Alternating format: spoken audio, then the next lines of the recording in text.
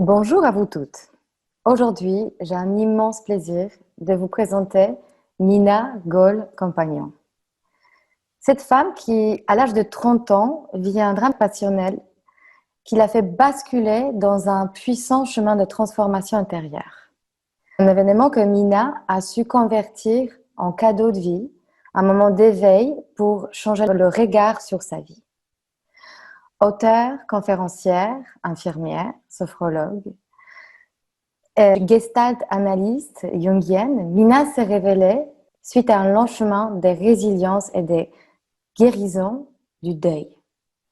Sa joie contagieuse, son élan de vie font d'elle une inspiration pour de nombreuses femmes qui participent à ces séminaires. Je fais partie de ces femmes.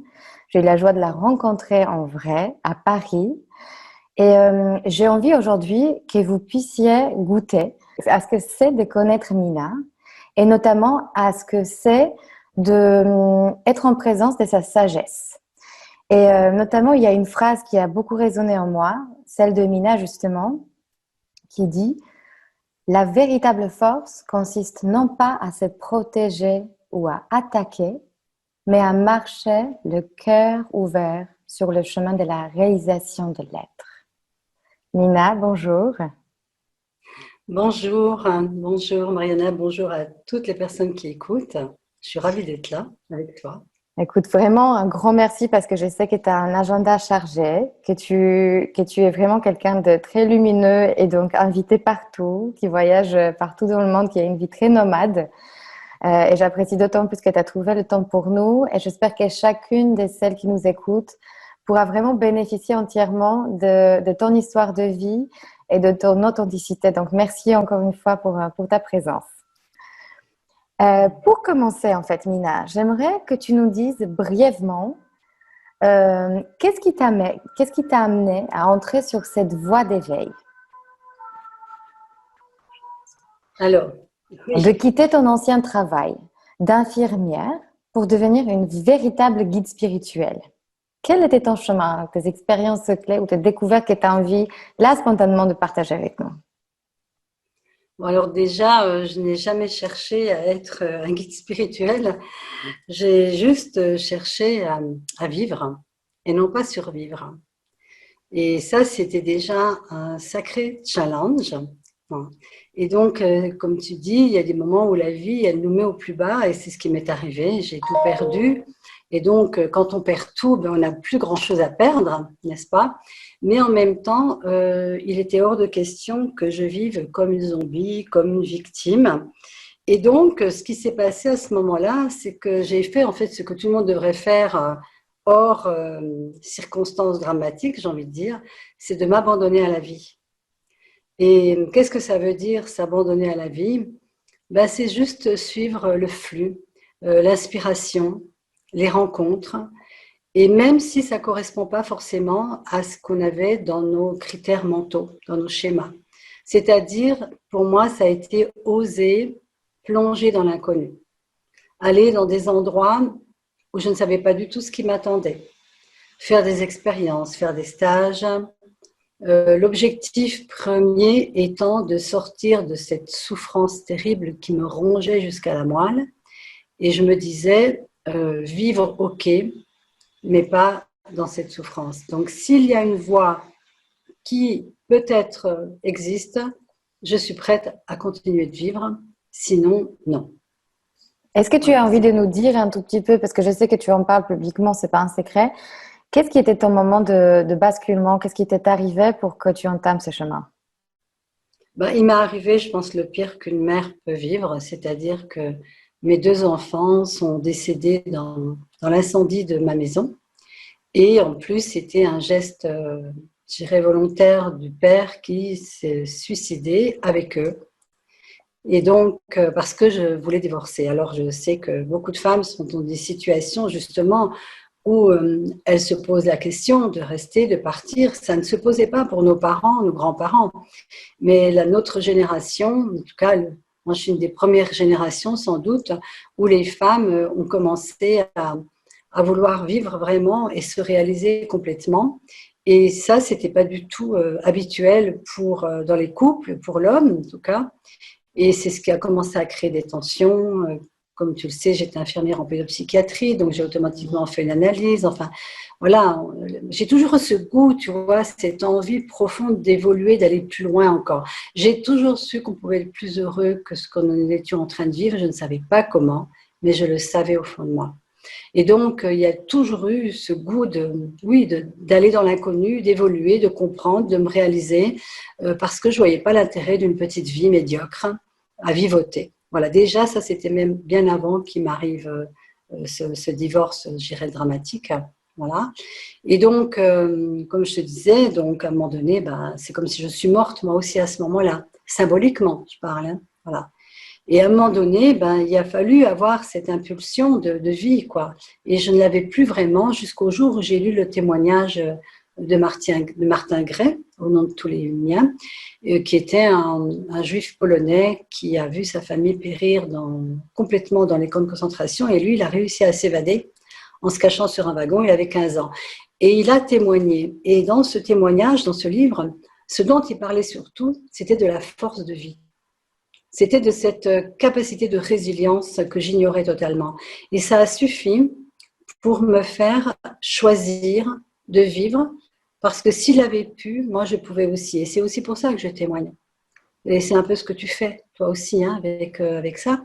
C'est que si quelqu'un, comme toutes les autres personnes, a réussi à dépasser quelque chose qu'en général on dit qui n'est pas possible, alors ça, pas possible, c'est le mental, hein, mais il y a au-delà du mental, il y a d'autres voies, il y a d'autres possibilités. Eh bien, moi, je pouvais aussi. Le seul truc, c'est que je ne savais pas comment. Voilà, je n'avais pas de balise, je n'avais pas de mode d'emploi, et c'est pour ça qu'au départ, je disais, je me suis laissée porter par la vie. J'ai choisi. Première chose, j'ai choisi, parce que nous avons un libre arbitre, c'est celui de choisir, de s'en sortir, d'être heureux, voilà. Et puis ensuite, eh bien, il y a eu comme un cri qui s'est élevé de moi et qui était « Oui, je choisis de vivre, mais comment ?» Et là, c'est là qu'il y a eu le miracle, je dirais, c'est qu'à partir du moment où j'ai envoyé cette question dans l'univers, plein de personnes ou de synchronicités sont arrivées à moi, des hasards, des coïncidences, bon, qui n'en sont peut-être pas, mais qui ont répondu à cet appel. Et mon libre arbitre, ça a été d'y aller, quoi. D'aller là, ça paraissait bizarre. J'ai envie justement d'en parler parce que c'est vrai que tu t'es, même physiquement, en fait, tu t'es lancé dans une sorte de saut vers l'inconnu. Je sais que tu as fait aussi un saut à l'élastique, en fait, qui était assez symbolique même physiquement pour toi. C'était pas juste idéologique. Quel était le rôle de la puissance féminine dans cette quête et dans ta mission? Comment tu l'as ressenti à ce moment-là et comment tu l'incarnes actuellement?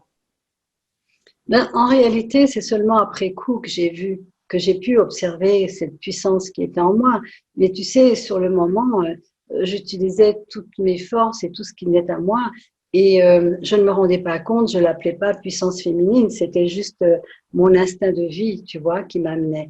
Mais effectivement, après coup, j'ai perçu combien nous sommes beaucoup plus puissants que ce que nous voulons bien nous faire croire. Mais cette puissance, c'est pas une puissance liée à la volonté. C'est une puissance liée justement au contraire à l'abandon, au laisser-être. Et parce que cette puissance, elle ne peut réellement exister, être dans son maximum si on se laisse aussi guider par notre intuition et ce que j'appelle maintenant la conscience.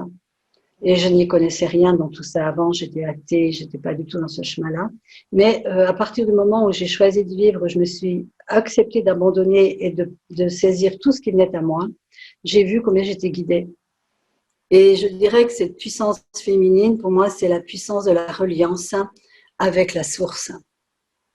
C'est vraiment se redresser dans notre souveraineté divine, pas une souveraineté orgueilleuse et prétentieuse de l'ego, mais une souveraineté qui permet que l'énergie de la vie nous traverse des pieds à la tête ou de la tête aux pieds.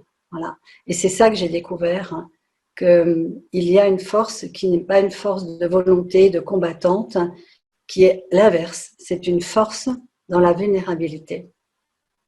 Exactement. Je voulais amplifier justement ce sujet de la vulnérabilité. Je ne sais pas si c'est purement féminin, mais je sais que tu organises des retraites qui s'appelle Femme consciente, femme puissante. Donc, la féminité t'inspire beaucoup. Est-ce que tu peux nous dire plus sur cette énergie féminine qui est vraiment purement féminine dans cette force de créer sa puissance ou être en conscience? Alors, je pense quand même que les hommes ont aussi cette capacité importante de vulnérabilité, mais à plus petite échelle, dans le sens que c'est pas ça qu'ils cherchent. C'est culturel. Culturellement parlant, la femme, c'est plus autorisé qu'elle soit vulnérable, qu'elle s'épanche, qu'elle ose exprimer ses émotions, qu'elle partage aussi ce qu'elle ressent. Donc déjà culturellement, il y a quelque chose qui amène le féminin, enfin la femme a développé ce féminin, sachant que les hommes ont tout autant de féminin et de masculin et nous de masculin et de féminin, sauf que souvent on est perdu dans des polarités. C'est-à-dire que l'homme exacerbe le côté masculin et la femme parfois peut amplifier ce côté féminin dans une espèce de sensiblerie qui n'est pas pour moi de la vulnérabilité. Les sentiments, les émotions, tout ça, c'est bien, mais quelque part, ça peut être aussi une identification du mental à des événements. Et puis, il y a aussi des femmes qui, elles, rejettent le féminin pour essayer d'être comme les hommes, une force masculine, des combattantes, etc. Je pense que ça a été nécessaire à une époque aussi, c'est ce moment du féminisme où les femmes ont voulu sortir d'une forme de soumission, une forme même d'esclavage, parce que si tu vois l'histoire de la femme depuis la nuit des temps, elle a été la proie de tous les désirs et de tous les choses parfois les plus abjectes. Et donc, évidemment, le réveil de la femme a amené ce côté un peu guerrier, féministe. Et je crois qu'on arrive à une époque maintenant où il est nécessaire d'aller au-delà de ça. C'est-à-dire de réconcilier ces énergies masculin, féminin qui sont en nous. Et pourquoi les femmes? Je n'ai pas un jour décidé que j'allais m'occuper que des femmes. Mais il s'est passé que c'était elles qui venaient à moi. Et c'était elle qui venait à moi. Et quand j'avais des groupes mixtes, il y avait 2 hommes pour 18 femmes. Enfin, voilà. Et des hommes qui avaient développé leur féminin, d'ailleurs. C'est pour ça qu'ils étaient là. Et j'ai compris à un moment donné, quand j'ai entendu les femmes, quand je les ai vues si belles, si courageuses.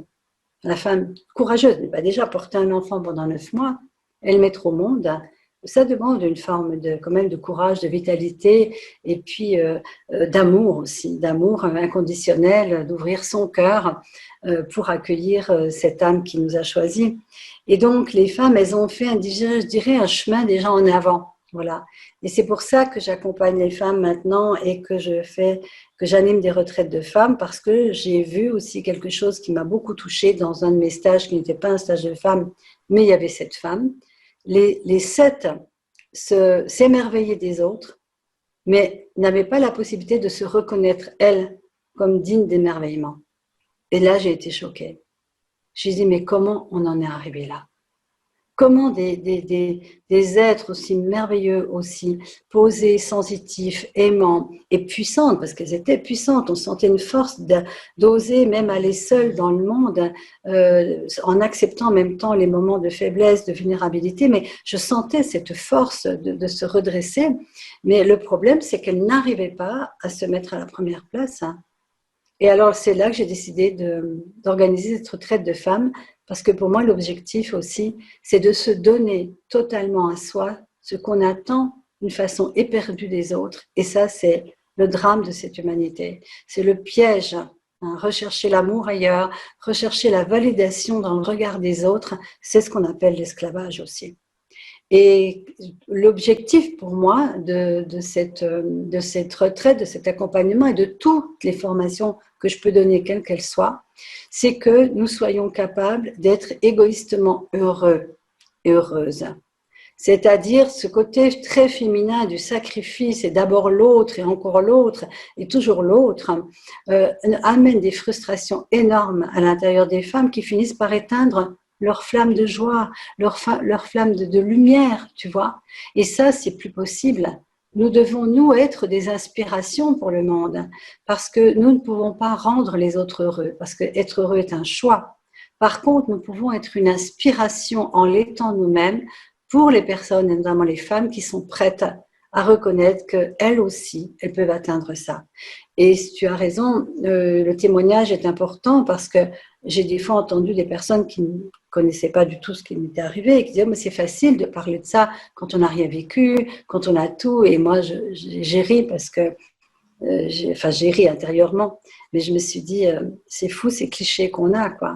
Et on ne peut pas imaginer que quelqu'un qui a vécu l'innommable puisse de nouveau rayonner de joie, de vie, etc. Et c'est même jugé, à la limite, hein, je vais te dire. Hein, j'ai entendu beaucoup de choses et heureusement, maintenant, je suis passée au-dessus de ces choses, voilà, au-dessus des nuages. Mais il est clair que ce que nous avons à révéler, c'est cette joie profonde, naturelle qui est notre essence, quoi qu'il nous soit arrivé. C'est la Je suis flamme de complètement... conscience. C'est la flamme de, C'est la pardon. flamme de conscience et d'amour qui est notre droit de naissance. Nous sommes arrivés avec ça. Il n'y a qu'à voir les enfants. Mais Les enfants. justement, je voulais parler de ça parce que tu es un exemple ta vie est un exemple de la phrase que tu as déjà dit plusieurs fois, je choisis. Tu as décidé, tu as choisi de vivre. Est-ce que tu pourrais nous en dire un peu plus comment véritablement embrasser dans sa vie cette posture de je choisis? Parce que très souvent, quand on est dans je subis, je ne me rends pas compte, en fait, de comment je abordais les choses et de ce vrai pouvoir qu'on a de choisir. Et d'ailleurs, je voulais juste rajouter une anecdote parce que c'est toi-même qui me la racontais. À un moment, tu as eu une rencontre avec un guide spirituel, quelqu'un de très avancé déjà sur son chemin, et tu te plaignais d'une présence de quelqu'un, et sa réponse c'était bah, change, change. Et je me souviens que tu disais ça t'a embêté cette réponse parce que c'est pas si facile de changer. Ça a éveillé en toi un peu une sorte de colère ou de voilà. J'aimerais bien que tu nous racontes un peu plus sur cette expérience et aussi comment Oui. maintenant tu incarnes je choisis entièrement. Et oui, mais c'est une très bonne question parce que effectivement, je crois que beaucoup d'entre nous, quand on chemine et qu'on va voir ou un maître spirituel ou un thérapeute, on attend un peu le miracle qui va venir de la personne. C'est-à-dire, elle va avoir la baguette magique, voilà. Et en fait, c'est totalement faux. C'est que la personne, elle crée un espace où on peut avoir des prises de conscience. Et il n'y a que comme ça qu'on peut vraiment se transformer. Moi, j'anime beaucoup de formations, je donne beaucoup d'outils et je dis toujours le miracle, c'est vous, c'est pas l'outil. Bien sûr, l'outil, il va accélérer, il va complètement amplifier le choix de se transformer ou plutôt de se réaliser, je dirais. Mais la personne, si elle n'a pas choisi fondamentalement de lâcher les bénéfices secondaires de sa souffrance, et puis de justification pour dire c'est à cause de ça que je suis pas heureuse, elle ne va jamais sortir de cette boucle infernale. Et donc, la première question que je pose à quelqu'un déjà, c'est est-ce que tu es prête à changer réellement ta vie? Non pas pour changer toi de qui tu es, mais pour révéler qui tu es, justement. C'est-à-dire, est-ce que tu es prête à faire tomber tout ce qui n'est pas toi? Tout ce qui n'est pas toi, c'est quoi? Bien, c'est les traumas, les tracas, les mémoires cellulaires, ce sont les histoires de famille, c'est ces trucs qu'on a adoptés, les croyances qu'on a adoptées, hein, qu'on ne pourra jamais s'en sortir, etc. Et donc, en fait, quand tu te débarrasses de tout ça, qu'est-ce qui se passe à un moment donné? C'est que tu n'as rien à faire. Tu as juste poussé ce qui faisait obstacle à ta réalisation, c'est-à-dire à la merveille que nous sommes toutes et tous sur cette terre. Soyons les reines et les rois de notre royaume. Notre royaume, il est profondément intérieur. Et c'est sûr que plusieurs fois dans ma vie, j'ai cherché des choses à l'extérieur et chaque fois, ça me ramenait à moi. Hein. C'est toi qui choisis d'aller voir quelqu'un ou pas, c'est toi qui choisis de changer tes meubles de place ou pas, c'est toi qui choisis de quitter une relation toxique ou pas. À un moment donné, si tu choisis pas, tu es toujours dans la plainte. Donc la première chose, c'est est-ce que tu es prête à sortir de la plainte? Et c'est quoi les Eh bien, bénéfices secondaires dont tu parles? C'est quoi les bénéfices secondaires d'une situation le où on est... bénéfice secondaire, c'est que la souffrance, elle nous met en victime. Et Mhm. puis, du coup, eh bien, on peut dire, oui, mais c'est à cause de ça que je fais ceci ou cela. Si tu veux, les bénéfices secondaires, c'est l'attention des gens. Nous sommes dans une société qui n'arrête pas de s'occuper des victimes et qui cherche des coupables partout et qui a oublié que chaque victime porte en elle la racine de ce qu'elle a vécu, ce qu'elle a expérimenté. Mais pour ça, pour faire ces choix dont tu parles, je vais revenir à la question enfin, de ce que j'ai vécu. Mais il y a une chose qui est nécessaire, c'est de comprendre quelque chose, Et ça, c'est ce que j'ai compris en cours de route, dans mes cheminements, dans des expériences personnelles, de vivre des expériences un peu mystiques, hein, alors que je n'étais pas du tout formée à ça, enfin, j'avais pas appris là-dessus. Et donc, qui m'ont beaucoup troublée. J'ai compris que je n'étais pas mon corps uniquement, qu'il y avait quelque chose de plus grand, que j'avais une énergie qui allait bien au-delà de mon corps. Et ça m'a remis en question beaucoup de choses sur la vie et la mort. Et qu'est-ce que la mort? Est-ce que vraiment on meurt ou est-ce que c'est juste le corps que l'on dépose? Et puis nous qui continuons notre expansion dans l'invisible. Donc ça, je n'avais pas de critères intellectuels, mais je l'ai vécu. Et ça m'a amené à m'intéresser à la physique quantique, à la physique des particules. Et là, pour moi, la physique quantique, c'est la révolution de ce siècle. Hein, c'est qu'elle met en lumière tout ce que les prophètes ont toujours dit, que nous sommes des êtres vibratoires et que c'est nous qui créons tout, tout, tout. Alors, ça peut être très désagréable. Moi, quand j'ai été confrontée à ça, je me dis quoi? J'ai créé tout. Ça me mettait vraiment dans une sensation d'inconfort extrême, mais au fond de moi, c'est comme si je me souvenais de quelque chose. C'est comme si je réveillais des mémoires et que oui, peut-être que j'avais co-créé et que nous avons fait des choix avant de venir sur Terre. Et du coup, tu ne peux plus voir la vie de la même façon. C'est-à-dire que si je suis inconsciemment, parce que je l'ai oublié, créateur des choix que j'ai faits en arrivant sur Terre, la maison, les parents, les amis, etc. Le problème, c'est que si je suis créatrice de tous les malheurs que j'ai vécus, mais il y a un revers de médaille positif, c'est que ça veut dire que je peux créer aussi l'inverse. C'est-à-dire que cette énergie qui a été mise dans le malheur, je peux la mettre dans le bonheur. C'est-à-dire que c'est à moi de changer de direction au niveau de mon énergie. Et donc, il y a un moment, cette part de responsabilité à prendre de tout ce qui nous arrive. Ça ne veut pas dire, être coupable, parce qu'on l'a fait de façon inconsciente puisqu'on ne s'en rappelle plus. Mais la bonne nouvelle, c'est que si nous portons en nous des mémoires, des vibrations qui créent des scénarios et qui attirent des personnes, nous pouvons aussi également transformer ça en créant de nouveaux scénarios. Et quand je suis allée voir, j'ai posé la question à cette personne, j'attendais un petit peu une petite phrase miracle. Et c'était quelque chose du style, oui, c'est toujours les mêmes hommes que je rencontre, ou quelque chose comme ça, ou les mêmes relations. Et il me dit simplement, ben change. Personne suivante. Moi, je vais m'asseoir, très humiliée, tu vois. C'est quoi ça? Mais bon, mais c'est le plus beau cadeau qui m'est fait. Parce que, en fait, c'était clair. Par exemple, quand on dit, je vais toujours voir cet ami, mais toujours en train de me dire des choses désagréables, il me juge tout le temps, j'en ai marre, ben n'y va plus. Non, mais c'est pas plus compliqué que ça. N'y va plus. Oui, ma grand-mère, chaque fois que j'y vais, elle me fait des critiques sur mes vêtements. Ben, tu lui dis, si tu continues de me parler comme ça, je ne veux plus te voir. Puis tu n'y vas plus. Et j'ai été très étonnée d'entendre les gens dire, ben oui, mais quand même, c'est ma grand-mère, mais oui, mais c'est mon amie depuis 30 ans. Ben oui, mais si ça te fait du mal. Et quelque part aussi, nous avons cette capacité de changer ce qui ne nous convient pas. Ton métier ne te convient plus, fais autre chose. Oui, mais comment? Pose des questions à l'univers, puisque nous sommes des êtres vibratoires. Et ça, c'est Einstein qui l'a dit il y a très longtemps. Nous sommes des antennes vibratoires qui émettons des ondes, des fréquences. Et la loi vibratoire de l'univers, c'est que tu reçois en retour des ondes et des fréquences similaires. Donc, quelque part, si tu veux être heureux, sois heureuse. Si tu veux être riche, sois riche. C'est-à-dire, crée en toi la vibration de ce que tu voudrais vivre. Et pour moi, c'est tellement simple maintenant, évident, je me dis, mais on devrait apprendre ça à l'école. Tu vois, c'est des choses que nous devrions tous savoir, que nous émettons des fréquences inconsciemment, mais nous avons la capacité de les transformer à travers nos pensées, à travers nos croyances, à travers des questions. Avant, on parlait de prières, mais les prières, c'était ça. Le Christ disait, demande et crois que tu l'as déjà. Mais c'était quantique, ça. C'était déjà quantique. Si tu poses une question, une prière d'une façon machinale sans y croire, ça ne va pas se passer.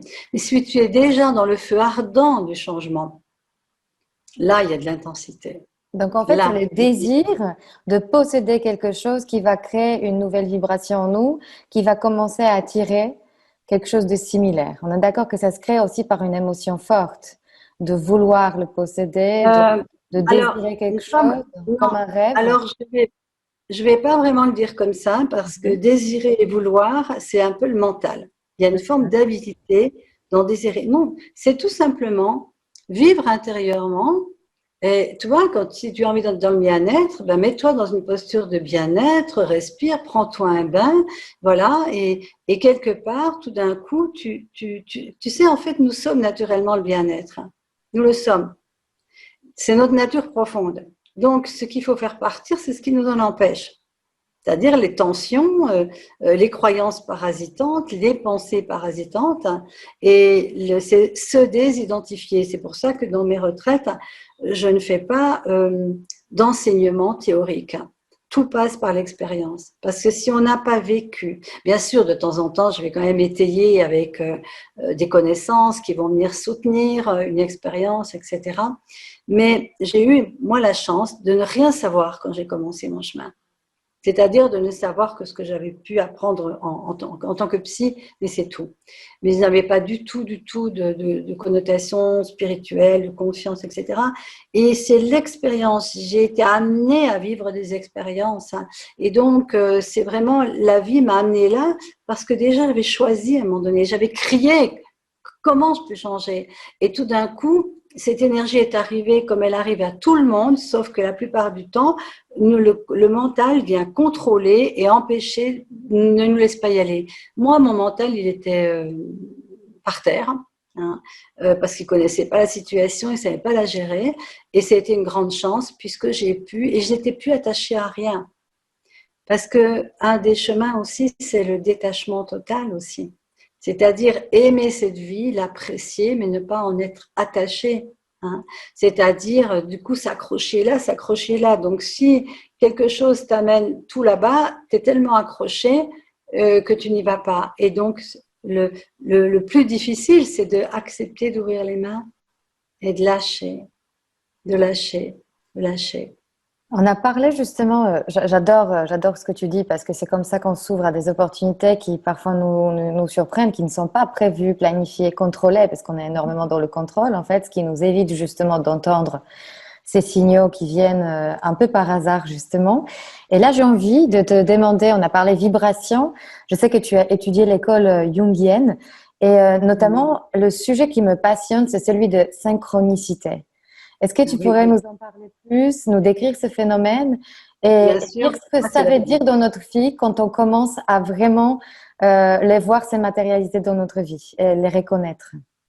Alors, moi, j'ai envie de dire que la vie, c'est que des synchronicités, mais que le mental et l'ego nous empêchent de les recevoir et de les entendre et de les suivre. Tout le temps, ce qu'on appelle le hasard, les coïncidences, ce sont des synchronicités. Hein. Et donc, la plupart du temps, on s'en rend pas compte. Hein. Par exemple, tu demandes, mais où est-ce que j'ai mis mon portefeuille? Et tu le trouves plus, mais tu envoies cette question, tu fais même pas attention que tu envoies une question, mais tu la formules, et puis tout d'un coup, tu as envie d'aller à la cuisine, manger une pomme, et ton portefeuille est à côté. C'est-à-dire que dès que tu émets une vibration dans l'univers, il t'envoie des synchronicités. C'est ça, en fait, ce que je te disais avant, quand Einstein disait, vous êtes des antennes, vous envoyez des vibrations et ça revient sous des formes, disons, vibratoires similaires. C'est ça la synchronicité. La synchronicité, c'est ce hasard heureux qui arrive au moment où tu as besoin de quelque chose, mais où tu l'as vraiment ou formulé, où il y a vraiment un appel intérieur en toi qui émène une vibration et qui va faire que on va sonner à la porte. Par exemple, moi, le livre de Martin Gray, c'est comme ça que ça s'est passé. J'étais dans un moment mais terrible de mais qu'est-ce qui me permettrait que ma vie change, que j'ai une clé, quelque chose, et ça sonne à la porte un quart d'heure après, une amie m'offre ce livre, elle dit oh j'ai pensé à ce livre, je te l'offre. Eh bien, pour moi, ça, c'était la plus grande synchronicité de ma vie. J'aurais pu, par contre, jeter ce livre. J'aurais pu vraiment refuser de le lire. Voyez. Et donc, après, c'est le libre arbitre. La synchronicité, c'est ces choses qui arrivent, mais que tu choisis ou pas. Et moi, la chance d'avoir tout perdu, c'est que je choisissais tout le temps. C'est-à-dire que quoi qu'il arrive, je disais oui. Même si ça me paraissait fou, même si ça me paraissait pas du tout, comment dire, logique. Tu comprends, quand tu n'as plus de repères et que tu n'as rien à perdre, c'est quelque part, tout est possible à un certain niveau. Alors, bien sûr, je ne dis pas qu'il faut que les personnes elles se retrouvent dans une situation comme ça, mais il y a des moments, il faut se poser la question, et si j'avais rien à perdre? Si l'argent n'était pas le problème, si la solitude n'était pas le problème, si ma maison n'était pas le problème, si mes enfants, mon mari n'étaient pas le problème, qu'est-ce que je choisirais? Voilà. Qu'est-ce que je choisirais profondément, intimement? Et la synchronicité, ben, c'est qu'à un moment donné, tu vas voir peut-être un stage qui parle avec des femmes, justement. Voilà. Et beaucoup de personnes, quand je leur demande comment elles sont arrivées à mes stages, ce qu'elles m'expliquent, c'est des synchronicités. C'est des hasards. C'est le moment où tu regardes une vidéo, puis tout d'un coup, tu en vois une autre à droite et tu te dis, ah, tiens, c'est quoi? Ma maison, par exemple, dans laquelle je suis depuis pas très longtemps, c'était une synchronicité. Je regardais pour des maisons dans un endroit et j'en vois une ailleurs complètement. Et tout à coup, mon regard est happé par ça. Et c'est exactement la maison qui m'a appelée. Voilà. Et c'est sans arrêt comme ça. Ça veut dire, c'est ce que je disais au début, c'est se laisser porter par le flux de la vie.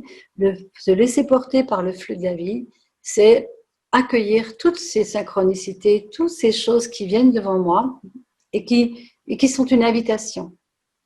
Et par rapport à Alors, ça, si justement, attends, j'avais une question parce que c'est très intéressant quand tu parlais de tes stages et les femmes qui viennent vers toi. Moi, je fais partie de ces femmes, je suis venue vers toi assez spontanément. Je me souviens que j'étais appelée avant ta formation pour demander, avoir un peu plus de détails, pour rassurer mon mental parce que ta formation, en fait, représentait un vrai coût pour moi. C'était un investissement. Et je sais pas, je pense que par notre rencontre par téléphone, j'avais envie d'être rassurée si c'est une bonne ou mauvaise décision. Et tu m'as dit une phrase qui m'a perturbée et rassurée à la fois. C'était, Mariana, mais je pense que s'il y a quelque chose à prendre dans ce stage pour vous, vous allez le faire de toute façon. Ça veut dire que tu m'as laissé un espace sans me convaincre, sans pousser, sans aucune envie voilà, d'être dans cette position de vente, en fait, tu sais, alors que tu es ouais. une entrepreneuse spirituelle, alors que c'est ton entreprise. Donc, est-ce que tu peux me dire comment abordes-tu le sujet de l'argent, justement, avec maintenant cette connaissance spirituelle? Parce que je pense que tu as une perspective ou un regard sur l'argent que beaucoup de femmes n'ont pas et qui est assez incroyable. Ah oui, c'est un sujet qui me passionne effectivement et qui soulève beaucoup de critiques et de jugements, car il n'y a rien de plus jugé que l'argent, mais on se trompe de cible. L'argent n'est pas mauvais, l'argent n'est pas un ennemi, au contraire, c'est l'ami qui nous permet de nous vêtir, de manger, de voyager, de faire des cadeaux, de faire plaisir, de soutenir des actions. Et en fait, parce que certaines personnes utilisent l'argent à des fins, on va dire, mercantiles, maléfiques, on pourrait dire, eh bien, des personnes qui sont dans une mouvance thérapeutique, spirituelle, développement personnel, ont pris l'habitude de juger l'argent comme étant quelque chose d'horrible et de nocif. Et ça, c'est quelque chose qui se perpétue partout. Et voilà. Eh bien, moi, je voudrais dire juste une chose, c'est que pour moi, ce que j'ai découvert, c'est que si j'avais pas eu d'argent du tout, ben, je ne sais pas si je serais ici aujourd'hui. Parce que cet argent, il a soutenu ma quête de guérison. Alors parfois, il est arrivé par des voies complètement incroyables. D'ailleurs, souvent l'argent arrive bizarrement quand on est dans une vraie quête intérieure. Il arrive parce que tout simplement, on en a besoin pour soutenir notre élévation. Et donc, quand des personnes me disent parfois, oui, j'ai pas l'argent, j'ai pas les moyens. Alors déjà, dire j'ai pas les moyens, c'est en train de créer qu'on n'a pas les moyens. Déjà. En fait, tout être sur Terre a tous les moyens de réaliser tout. À partir du moment où il le fait en donnant la main à la conscience aussi. Il y a des êtres qui utilisent l'argent pour manipuler les autres. Et pourquoi c'est facile? Tout simplement parce que les personnes qui sont sur un chemin de conscience, à 80%, refusent l'argent, donc n'arrivent jamais à faire ce qu'elles voudraient faire. Et je connais des centaines de personnes qui ont voulu créer des associations, des projets, des mouvements Et quand tout était mis en place, qu'est-ce qui buguait? C'était l'argent. Et ils cherchaient des gens pour leur donner de l'argent. Alors là, il y a une incohérence et il faut vraiment que nous osions chacune regarder ça en face. Une mère de famille qui n'a pas d'argent pour nourrir ses enfants, pour arriver aux fins de mois, je peux dire qu'au bout d'un moment, ça va très mal se passer et dans son couple et dans sa vie, dans son évolution intérieure. Hein. Quand nous avons de l'argent et que nous nous inquiétons pas de la fin du mois, eh bien, quelque chose s'ouvre, une détente s'ouvre à l'intérieur de nous. Tout est possible. Il faut comprendre que l'argent ne crée rien du tout. C'est nous qui créons. Ces femmes entrepreneurs, par exemple, qui démarrent, qui ont un talent et tout ça, mais si elles refusent l'argent, à un moment donné, elles vont avoir cette croyance, comme les artistes souvent le disent, quand on est artiste, on n'a pas d'argent. C'est quoi ça? Ça, c'est une croyance. C'est une croyance qui crée la réalité. Il faut comprendre une chose, c'est que cette vibration de l'univers qui crée cette loi vibratoire. Quand vous dites je n'aurai jamais d'argent parce que, ben, vous n'en aurez pas. Parce qu'il n'y a pas de morale dans l'univers. C'est juste qu'il y a une attraction vibratoire. Si au contraire, vous vous mettez à aimer cet argent, à le remercier, et vraiment, vous inclinez devant lui, car grâce à lui, c'est une expression de la conscience aussi, l'argent, tout ce qui existe, même le pire, est une expression quand même de la conscience. Eh bien, l'argent, si tu en fais ton ami, mais ça va être quelque chose qui va faire que ta vie est tellement plus facile. Et quand ta vie est plus facile, tu es beaucoup plus prête à t'ouvrir à toutes les dimensions spirituelles, toutes les choses qui finalement ne donnent pas d'argent, mais donnent plus de valeur à ton être. Mais l'argent, il contribue. C'est pas obligé qu'il y contribue, ça dépend de toi. Mais si tu veux être une entrepreneuse, si tu veux créer quelque chose qui vraiment t'enthousiasme, si tu rejettes l'argent, eh bien, ça va être un peu la galère. L'argent Oui, est ça un va ami. être viable. Je prends le thé avec l'argent et je le remercie. Parce que quelque part, quand tu remercies cet argent de te permettre de contribuer à ta vie et à celle des autres, mais tu le rends divin. Et c'est pas parce qu'une poignée d'individus avides, parce qu'ils croient que l'argent va leur donner le bonheur, ce qui n'est absolument pas vrai, c'est faux, c'est impossible. L'argent n'a jamais donné le bonheur à personne. Il peut donner des facilités, mais il ne donne pas du bonheur. Et puis, les personnes qui sont avides, c'est qu'elles sont en manque intérieurement. Elles vivent un manque profond. Elles ne seront jamais rassasiées. Jamais, jamais, jamais. Donc, l'argent, pour moi, c'est quelque chose dont je n'ai pas forcément besoin. Je n'ai pas besoin d'en avoir plus que ce que je veux créer. Mais quand il est là, quelle liberté, quelle libération. Et puis, si les personnes qui étaient dans un chemin de conscience arrêtaient d'amplifier ce dégoût de l'argent, elles en auraient peut-être suffisamment pour pouvoir barrer la route aux personnes qui, avec leurs millions, ont tous les pouvoirs. Et Ça, justement, oui. revenons à ça parce que j'aimerais bien que tu nous donnes quelques exemples plus concrets. Quelles sont selon toi les croyances limitantes les plus répandues chez les femmes aujourd'hui? Ce que tu entends le plus souvent quand elles te parlent de l'argent et comment tu penses, qu'est-ce qui aide à s'en libérer de ces croyances? Déjà, beaucoup de femmes pensent que l'argent, elles l'auront par un bon mariage. Encore maintenant, c'est comme ça. C'est-à-dire que l'homme va leur apporter l'argent. Et même si elles ne le savent pas consciemment, même si elles ne le reconnaissent pas consciemment, il y a une vibration, une mémoire qui fonctionne avec ça, comme si les hommes avaient plus de facilité pour pouvoir avoir de l'argent que les femmes. Donc déjà, ça c'est la première chose. Ensuite, pendant longtemps, on a pensé que les femmes pouvaient avoir de l'argent avec la prostitution. Et j'ai envie de dire que quand une femme reste avec un homme qu'elle n'aime pas parce qu'elle a peur de l'insécurité, elle est en train de se prostituer. Voilà. Donc, oui, les femmes pensent qu'elles doivent aussi, il y a beaucoup cette notion de sacrifice, mais que j'ai vu même chez des businesswomen. La notion de sacrifice, la notion d'effort. Si je travaille beaucoup, beaucoup, beaucoup, je pourrais avoir de l'argent. Donc, elles se mettent vraiment à avoir des doubles vies professionnelles, familiales, etc. Et elles s'en finissent épuisées. Combien de femmes chefs d'entreprise sont dans le burn-out? Parce que quelque part, elles n'ont pas compris que l'argent pouvait arriver d'une autre façon qu'elles imaginent. L'argent, c'est quelque chose qui peut arriver de façon totalement inattendue. Parce que la conscience, elle ne te demande pas forcément de travailler pendant 12 ou 14 heures pour que tu reçoives de l'argent, et ça peut arriver de façon complètement inattendue. Moi, j'ai vu des personnes recevoir de l'argent, de personnes qu'elles ne fréquentaient plus depuis plus de 30 ans et qui tout d'un coup ont pensé à elles, justement dans un moment où elles étaient en demande, et puis elles leur ont fait un leg. J'ai une amie qui trouve l'argent sur la route. Enfin, j'ai des exemples complètement abracadabrants de ces moments où tout d'un coup quelque chose arrive au bon moment pour te soutenir.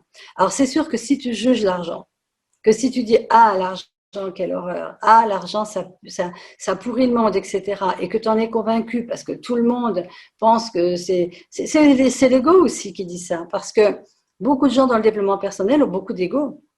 L'ego d'être les meilleurs et de ne pas avoir besoin d'argent. Alors, beaucoup de gens vont être dire, comment c'est de l'ego ça? Ben oui, c'est de l'ego. Ouais. Moi, je n'ai pas besoin d'argent. Mhm. Moi, je ne dis pas que j'ai besoin d'argent, mais quand un projet me demande une nécessité financière, je demande. Qu'est-ce qui permettrait que l'argent arrive dans ma vie maintenant? Qu'est-ce qui est requis? Qu'est-ce que je n'ai pas imaginé encore qui permettrait que l'argent arrive soutenir mon projet? Mais à la fois, justement, moi, par exemple, je partage avec toi cette expérience. Moi, quand je suis devenue mère, j'ai radicalement baissé mes revenus et je détectais effectivement une croyance limitante qui était encapsulée en moi de façon complètement inconsciente. Euh, que pour moi, être mère, il fallait être disponible et pour gagner de l'argent, il fallait du temps et de l'effort et les deux étaient incompatibles. Et donc, c'était un chemin, un long chemin de pourquoi j'ai commencé à générer moins d'argent et pourquoi pour moi c'est pas compatible quelque part dans mon système de croyance. Euh, le premier pas qui m'a aidé de me libérer de cette croyance, c'était déjà que ça devient conscient. Est-ce que tu as d'autres conseils de comment dépasser une croyance limitante dans une sphère où justement on a des résultats qui nous déçoivent et on a envie de se libérer de cette notion de cercle vicieux dans un domaine où on a une croyance, tu vois. Pour moi, c'était la conscience et après, on en fait quoi aussi? Qu'est-ce que tu en On en penses? fait quoi? Mais c'est pas quelque chose qui nous appartient. C'est pas quelque chose qui nous appartient. On s'est pas réveillé un matin en disant voilà, je choisis d'être mère, mais alors si je suis mère, ben j'aurai pas d'argent. Ou c'est pas un choix qu'on a fait, c'est une implantation quelque part, une injonction qu'on a reçue et que beaucoup de femmes ont reçue aussi et que nous portons en nous cachée en fait. Et donc moi, un des outils que j'utilise pour ça, c'est toujours de poser les questions. C'est-à-dire que chaque fois que je m'entends dire, si je m'entends, parce que ça fait longtemps que je crois que je n'ai pas été là-dedans, dans ce registre, mais si je m'entends dire, ah non, je ne peux pas payer ça, ah, je ne peux pas y arriver, tout de suite, je vais rebondir sur, mais qu'est-ce qui me permettrait de changer ça? Qu'est-ce qui me permettrait d'y arriver? C'est-à-dire que je rebondis, c'est comme de la rééducation. Quelqu'un me demandait tout à l'heure ce que je faisais, je disais, en fait, c'est réparer, se redresser de toutes les croyances qui nous ont fait nous courber. En fait, c'est de la rééducation vibratoire. Nous sommes envahis de ces limitations dont tu parles, qui sont des limitations mentales. Nous leur avons donné la priorité sur notre vie. Et donc, évidemment, on les porte et la seule façon de s'en rendre compte, c'est par rapport à la vie que tu mènes. C'est-à-dire, si tu n'as pas d'argent, ça veut dire qu'il y a une croyance cachée qui te dit qu'il ne faut pas. Sinon, tu en aurais. Et puis aussi, quand tu t'entends parler, toi, si tu t'entends dire non, là, j'ai pas les moyens de ça, tout de suite, tu stoppes et tu fais qu'est-ce qui me permettrait d'avoir les moyens? C'est-à-dire que, en fait, on est en train de créer des nouveaux circuits neuronaux. Nous avons des habitudes de fonctionnement et de croyances sur nos conditions, et alors les femmes encore plus, parce que moi je trouve qu'on revient de loin, nous les femmes quand même, parce que quand il y avait les guerres, c'était les échanges, on donnait la femme, elles étaient violées, elles étaient battues, les sorcières qui ont été brûlées, tout simplement parce qu'elles faisaient différemment. Enfin, c'est incroyable, quoi, ce que les femmes, même si les hommes aussi ont beaucoup souffert, je ne nie pas ça. Moi, j'aime beaucoup les hommes, je ne les mets pas à l'écart, mais simplement, je connais bien l'histoire des femmes, de tout ce qui s'est passé, de comment elles se sont battues pour oser se lever, prendre un emploi d'homme. Je pense à Madame Montessori, là, qui était la première femme médecin et qui ensuite a créé la méthode Montessori, qui amène vraiment les enfants à s'épanouir dans leur classe et non pas à se sentir nuls, à devoir faire des choses par cœur, etc. Donc, chaque femme qui s'élève, chaque femme qui prend un rôle qui n'avait pas encore été accordé, qui ose le prendre, et qui n'attend pas qu'on lui donne, chaque femme contribue à changer le monde. Et en ce moment, c'est vraiment ça. Mais si elle a, et c'est important ce sujet de l'argent, c'est inimaginable, si elle a la croyance qu'elle n'aura pas d'argent, qu'elle ne peut pas avoir de l'argent parce qu'elle n'a pas ci, elle n'a pas ça, parce que c'est les hommes, ceci, cela, toutes ces croyances. Et en fait, il faut juste qu'elle soit consciente qu'elle doit changer, le changer, hein, qu'elle doit rééduquer, c'est qu'elle doit changer ses paroles, qu'elle doit changer ses pensées et toujours demander, mais comment ça peut être autrement, quoi. Tu vois? Et là, quand elle pose la question, c'est là qu'on active la synchronicité. Cette fameuse synchronicité, puisqu'on émet un « je veux sortir de ça ». En fait, c'est comme si l'univers entendait « ah tiens, ça lui convient plus, là, le statut des femmes depuis la nuit des temps de ne pas avoir d'argent. Peut-être que c'était ça souvent, tu l'as dit, le choix entre l'argent et les enfants finalement. Combien de femmes ont arrêté de travailler pour élever leurs enfants? Moi, j'en fais partie, hein. J'en fais complètement partie. Et puis, qui se retrouvent, si elles ne créent pas autre chose, sans argent. Moi, par exemple, j'aurais pas de retraite, quoi. Je veux dire, et pourtant, je travaille depuis l'âge de 18 ans. Mais j'ai fait des stops. Voilà. Hein. Et donc, tout ça, ça fait partie d'un héritage quand même que portent les femmes et qu'elles doivent être conscientes que ce sont des circuits neuronaux et que si elles ne deviennent pas conscientes qu'elles sont dans des enfermements mentaux, eh bien, elles vont être dedans toute leur vie. Alors toi-même, tu l'as dit, quand tu en as conscience, ce que tu peux faire, c'est reformuler pour créer un nouveau circuit neuronal qui finisse par t'amener à avoir la conviction que l'abondance, elle est pour toi, que l'abondance, elle est sans limite, que l'abondance, elle est infinie. Si tes demandes, elles proviennent d'un élan intérieur, d'un enthousiasme, parce que l'élan intérieur et l'enthousiasme, c'est tout simplement la conscience qui t'envoie une information ou tout simplement ton intuition. Et c'est pas la même chose que de demander parce qu'il faut, parce que je veux pas manquer. Toi, c'est pas la même énergie. C'est pas la même énergie. Il faut, j'ai peur, il y a une peur derrière. Alors que si tu as un élan intérieur de plus grand et que tu es là, waouh, oh oui, j'aimerais tellement réaliser ça, qu'est-ce qui permettrait que ça se fasse et que l'argent arrive pour me soutenir. Et tout d'un coup, dans cette espèce de demande, mais qui n'est pas une demande portée par le manque, mais par l'enthousiasme, alors là, les synchronicités débarquent. Et c'est magnifique. Tu as déjà, c'est incroyable parce que c'est vrai que tu m'as appris notamment lors de ces stages d'oser poser des questions parce on a l'impression que se poser la question, c'est un signe d'impuissance. Ou tu sais, on pose la question quand on se sent dépossédé. Alors que toi, tu m'as montré que c'est tout l'inverse. C'est de justement amener notre mental là où il n'a jamais encore été. Et de dépasser sa zone de confort en se disant de quoi je suis encore capable. Et c'est par ces questions-là qu'on arrive à avoir des réponses, ce qui est absolument fantastique. Et d'ailleurs, j'aimerais aussi te poser la question, en dehors de ça, que dirais-tu comme conseil à toutes ces femmes qui, en ce moment, nous écoutent et peut-être pour certaines, se sentent pas à leur place ou qui ont la sensation de passer vraiment à côté de l'essentiel dans leur vie? Par quoi commencer cette réconnexion avec sa mission de vie, selon toi? C'est oser. Le mot oser. Oser être. Oser se lever. Oser dire maintenant, je prends un nouveau chemin. C'est vraiment le mot oser. Oser, poser des questions. Hein, c'est assez clair. Poser des questions, s'il n'y a pas besoin d'une spiritualité pour ça, puisque c'est un élan vibratoire. C'est vraiment quelque chose de vibratoire. Et donc aussi accepter d'être dans la vulnérabilité. Par exemple, de ne pas savoir par moment. Et parce que c'est justement quand tu es dans la vulnérabilité que tu peux lâcher les choses que tu crois que tu dois faire. Parce que, encore une fois, le parasite, c'est d'avoir mis notre mental comme le capitaine de notre navire. Le mental n'est qu'un serviteur. Et quand tu donnes la main à la conscience, je fais souvent ce geste, hein, c'est comme si tu donnais la main à une maman, parce que toi aussi, tu es une conscience, mais tu es une conscience qui est rapetissée un petit peu dans un corps, et on croit qu'on est ce corps. Et en fait, nous sommes plus que ce corps. Et quand nous donnons la main à la conscience, c'est comme si nous reconnections à notre pouvoir. C'est comme s'il y avait là tout. C'est comme si on allait au-delà du plafond de verre du mental et que là, on plonge dans le champ de tous les possibles. Il faut quand même se souvenir d'une chose, tous les grands réalisateurs, tous les gens qui ont fait des choses qui n'existaient jamais, ils ne les ont jamais fait avec le mental.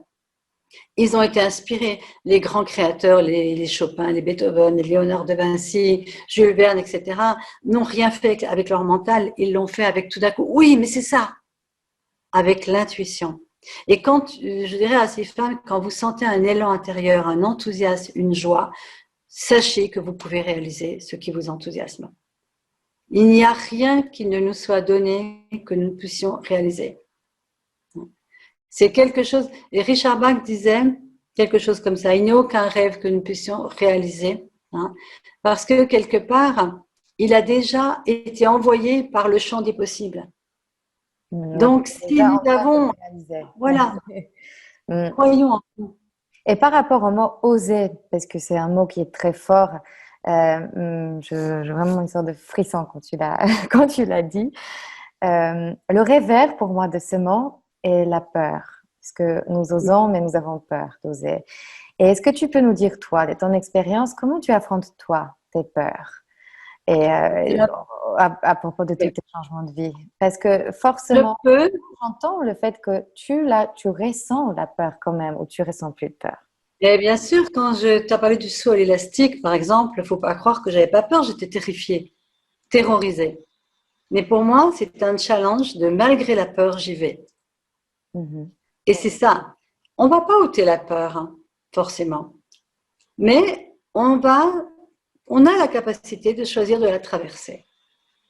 Et tout d'un coup, quand tu la traverses, tu te rends compte que c'était juste un dragon, mais qui était une projection sur un mur et qui n'était pas un vrai dragon, c'était une peur du mental. Et tu sais, dans certains contes, on dit que le chevalier doit aller affronter le dragon. Et il y en a peu qui y vont, et puis un jour, il y en a un, il y va, puis il fonce, puis au moment où il fonce, le dragon disparaît, le dragon devient une souris, le dragon devient plus rien. Parce que la peur, c'est une projection du mental, tout le temps, tout le temps. La peur, c'est fait justement pour nous empêcher d'avancer.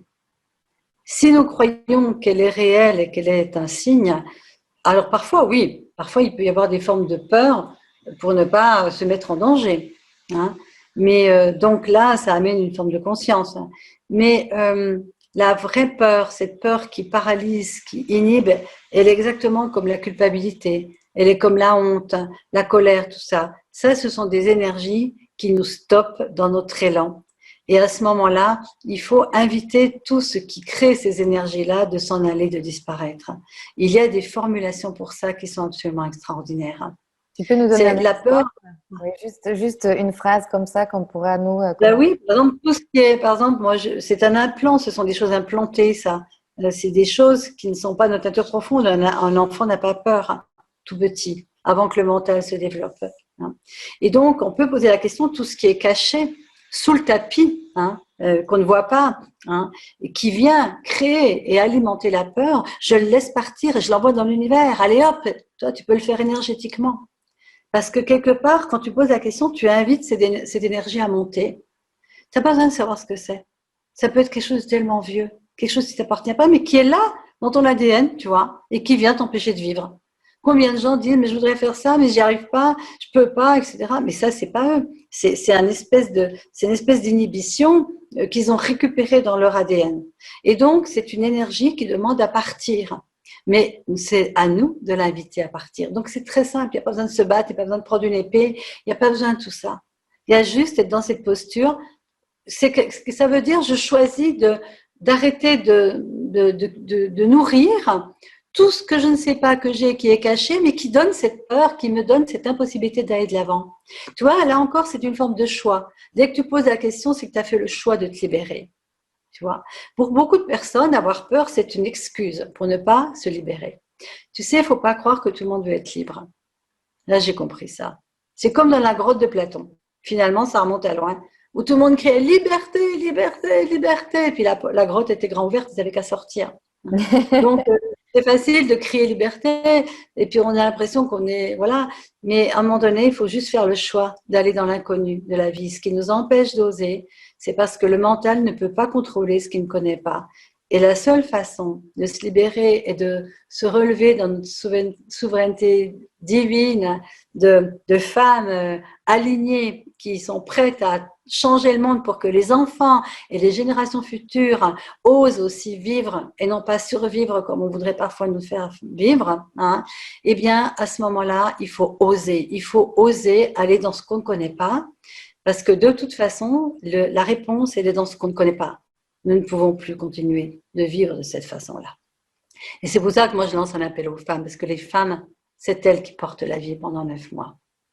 Elles la portent pour la joie, pour le bonheur, pour l'amour. Et c'est possible. Ce n'est pas une utopie. Loin de là. Nous sommes des êtres d'amour, nous sommes des êtres de paix, nous sommes des êtres de lumière. Nous sommes des êtres qui ont juste adopté un costume, hein, un corps. Mais fondamentalement, notre essence profonde, c'est ça. Nous pouvons le ressentir quand nous sommes dans une relation d'amour intense, quand les corps fusionnent, on fait l'amour, ou quand on est en détente dans la nature, et d'un coup, il n'y a plus rien d'autre que cet espace d'expansion totale, où à l'intérieur de ça, il n'y a plus que la gratitude, l'amour, la paix. On le sait, on le connaît, on le vit. Donc c'est ça notre essence profonde. Dès que le mental s'en va, tu sais, quand les gens ont un orgasme, on appelle ça la petite mort. Eh oui, la mort du mental.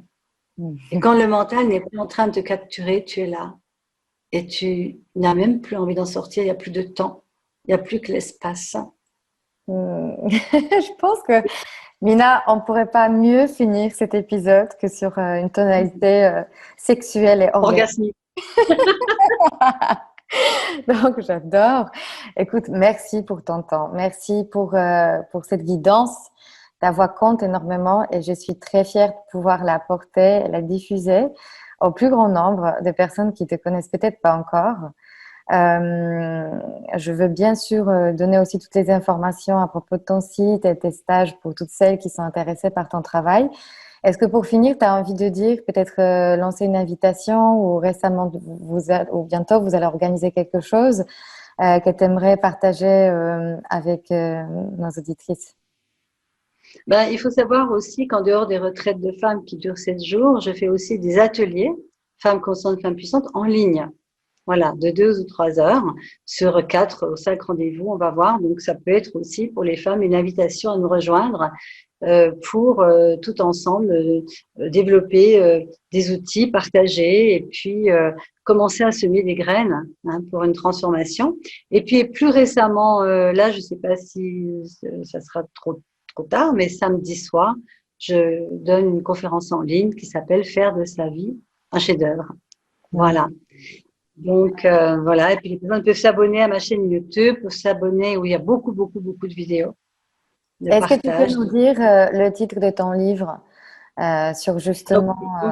Bien sûr, mon livre, c'est Apprivoiser le pardon. Je voudrais juste dire que en remerciement à Martin Gray, parce que je l'ai rencontré, c'est lui qui m'a donné l'impulsion de vivre, il m'avait répondu, vous pouvez me remercier, c'est gentil, mais quand ça sera le moment pour vous, témoignez à votre tour, qu'on continue la chaîne des témoignages, parce que l'intellect, c'est une chose, mais le témoignage, c'est autre chose. Beaucoup de gens parlent du deuil, par exemple, de la résilience, ils ne l'ont jamais vécu. C'est pas parce que quelqu'un est psy, par exemple, qui sait comment ça se passe.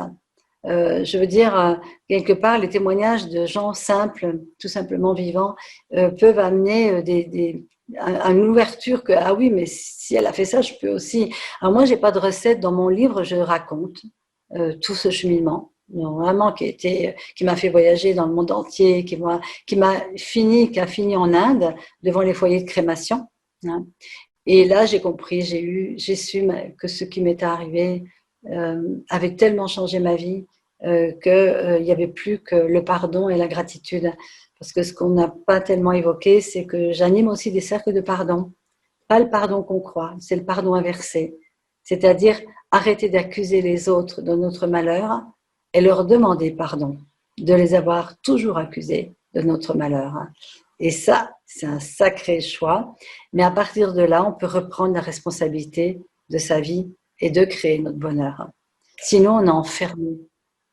Je ne sais pas si tu seras d'accord, mais il y a une dernière chose que j'aimerais te demander avant de finir.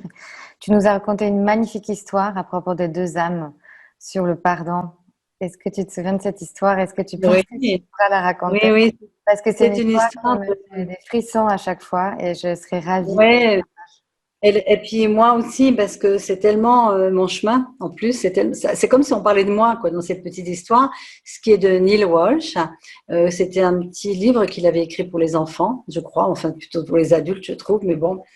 Et c'est l'histoire d'une petite âme, une jeune âme qui est dans le royaume des âmes et qui va voir Dieu et qui dit à Dieu, Dieu, écoute, c'est bien ici, mais je voudrais faire vraiment une expérience de commencer d'être magnifique.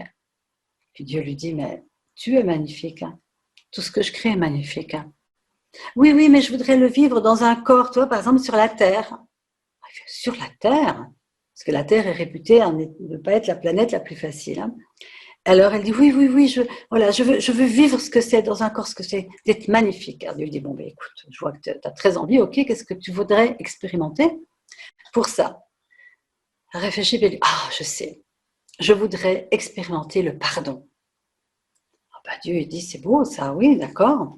Mais il te faut quelqu'un d'autre avec toi pour descendre sur la terre pour que ça puisse se faire. Il faut quelqu'un qui te fasse du mal ou une action qui peut t'amener à pardonner. Elle dit, ah oui, c'est vrai. Elle se retourne puis elle fait, qui est-ce qui peut venir avec moi sur la terre pour que je puisse expérimenter le pardon?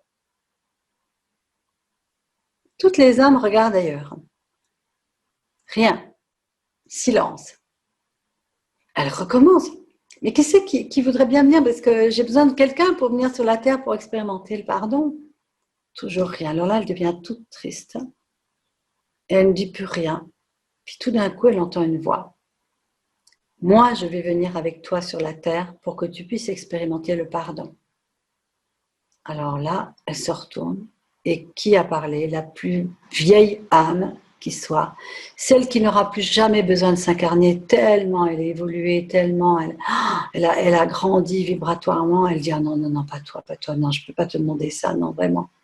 Et la vieille âme dit, si, si, si, je vais venir avec toi. Alors la petite âme, elle dit, mais pourquoi tu ferais ça?